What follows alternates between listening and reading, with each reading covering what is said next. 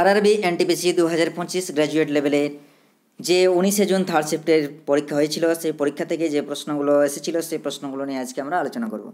ঠিক আছে, দেখো এক্সাম অ্যানালাইজ। দেখো প্রথমে কি রয়েছে, প্রথমে একটি বিজ্ঞান থেকে প্রশ্ন রয়েছে। সেটা কি রয়েছে দেখো, দৈর্ঘ্যের এসআই একক কি? দৈর্ঘ্যের এসআই একক কি? তাহলে দৈর্ঘ্যের এসআই একক হলো আমাদের মিটার এবং সিজিএস একক হচ্ছে সেন্টিমিটার। এটাকে এসআই বলতে হচ্ছে, এসআই হচ্ছে ইন্টারন্যাশনাল সিস্টেম, যেটাকে বলি ইন্টারন্যাশনাল সিস্টেম। এবং এরকম আমাদের 3 ধরনের পদ্ধতি আছে। যে কী কী পদ্ধতি যদি দেখা যায়, সিজিএস পদ্ধতি, ঠিক আছে, সিজিএস 3টে মৌলিক একক নিয়ে এই এককটা গঠিত হয়।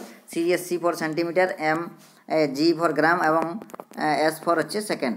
ঠিক আছে, অর্থাৎ হচ্ছে সময়, সেন্টিমিটার হচ্ছে দৈর্ঘ্যের একক, গ্রাম হচ্ছে ভরের একক এবং সেকেন্ড হচ্ছে সময়ের একক। এই 3টি মৌলিক একক দ্বারা গঠিত হয়। সেরকম সিজিএস ছাড়াও কী রয়েছে, আমাদের এমকেএস রয়েছে। এমকেটাই পরবর্তী ক্ষেত্রে মডিফাইড রূপ হচ্ছে এসআই। তারপরে আছে এফপিএস, ঠিক আছে, এফপিএস। এগুলো কিন্তু আমাদের 3টে, ফুট, পাউন্ড, সেকেন্ড, আর এটা হচ্ছে হচ্ছে মিটার, কিলোগ্রাম আর সেকেন্ড। ঠিক আছে, পরবর্তী ক্ষেত্রে এসআই একক যখন নিয়ে আসে তখন 7টি মৌলিক একক দেওয়া হয়। ঠিক আছে, 7টা মৌলিক একক চিহ্নিত করা হয়। অপারেশন ব্রহ্মা, এরকম একটি প্রশ্ন পড়েছিল, অপারেশন ব্রহ্মা কিসের সাথে সম্পর্কিত? অপারেশন ব্রহ্মা মায়ানমার যে ভূমিকম্প হয়েছিল, সেই ভূমিকম্পে আমাদের যে মানবিক এবং দুর্যোগ ত্রাণ প্রচেষ্টার সাথে সম্পর্কিত সেটি হয়েছে। ঠিক আছে, বা তাদের সাহায্যার্থে এই অপারেশন ব্রহ্মা শুরু করেছিল ভারত। ভারতে স্কিল ইন্ডিয়া মিশনের ফ্ল্যাগশিপ প্রকল্প কবে চালু হয়? সেটা চালু হয় 15 জুলাই 2015 খ্রিস্টাব্দে। PMKVY যেটাকে বলা হয়, এত তারিখে দক্ষতা উন্নয়ন এবং উদ্যোক্তা মন্ত্রক দ্বারা চালু করা হয়েছিল। এই উদ্বোধনটি প্রথম বিশ্ব যুব দক্ষতা দিবসের সাথে মিলে যায়। ঠিক আছে, আচ্ছা নেক্সট দেখো কী রয়েছে, what is the full form of the PCB? এটা আগের শিফটেও পড়েছিল, বা আগের শিফট বলতে তার প্রথম শিফটে। তাহলে পিসিবি এর পুরো নাম কি? পিসিবি এর পুরো নাম হচ্ছে printable circuit board. Printable circuit board.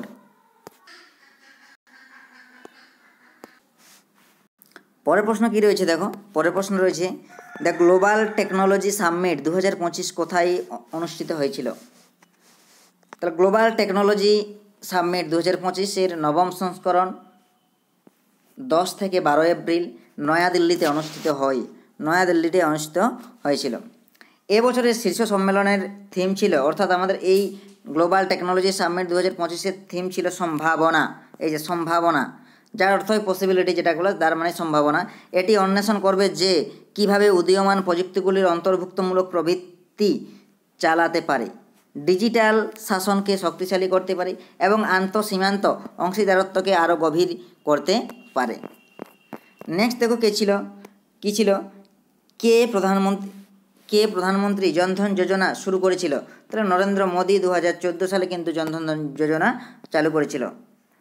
ভারতের উত্তরাঞ্চলীয় সমভূমি কোন মাটি দিয়ে তৈরি? সেটা হচ্ছে উত্তরাঞ্চলীয় সমভূমি পলি মাটি দিয়ে তৈরি। এটি উর্বর মাটি সিন্ধু, গঙ্গা এবং ব্রহ্মপুত্র নদীর ব্যবস্থা এবং তাদের উপনদীগুলি দ্বারা বাহিত পলি জমার মাধ্যমে গঠিত হয়। পলি মাটি তার উচ্চ উর্বরতা এবং কৃষিকার্যের জন্য খুবই উপযোগী। পরের প্রশ্ন কী রয়েছে দেখো, NRC এবং CCA এর প্রেক্ষাপটে কোন অধিবাসী কোন তারিখের আগে ভারতে প্রবেশ করলে তাকে ভারতের নাগরিকত্ব হিসাবে বিবেচনা করা হবে? তাহলে এই আইন নাগরিকত্ব সংশোধন আইন বা CAA 2019-এর অধীনে আফগানিস্তান, বাংলাদেশ এবং পাকিস্তান থেকে হিন্দু, শিখ, বৌদ্ধ, জৈন, পার্সি বা খ্রিস্টান সম্প্রদায়ের অধিবাসীরা যারা 31শে ডিসেম্বর 2014 বা তার আগে ভারতে প্রবেশ করেছিলেন, তারা একটি সরলীকৃত প্রক্রিয়ার মাধ্যমে ভারতের নাগরিকের জন্য যোগ্য।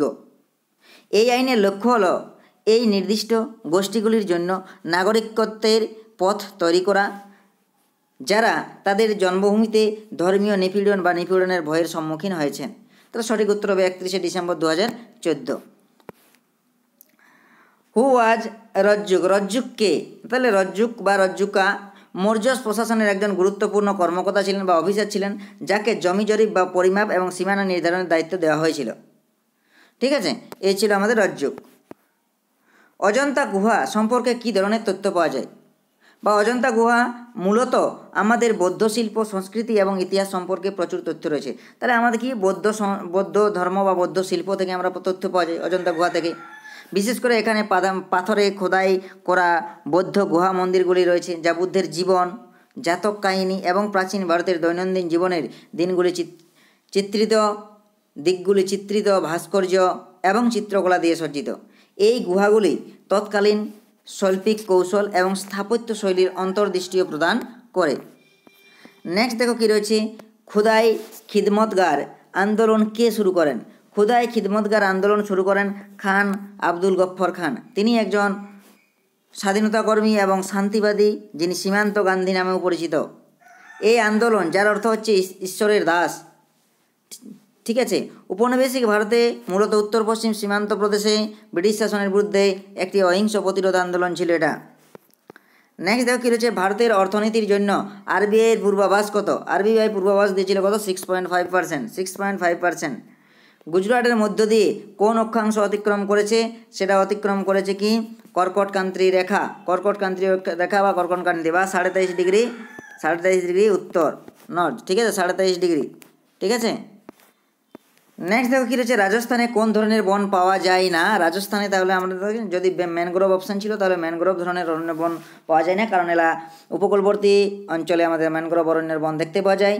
রাজস্থানে মূলত গ্রীষ্মকালীন কাঁটা বন এবং গ্রীষ্মকালীন শুষ্ক পর্ণমোচী বনের গাছ পাওয়া যায় বা বন রয়েছে।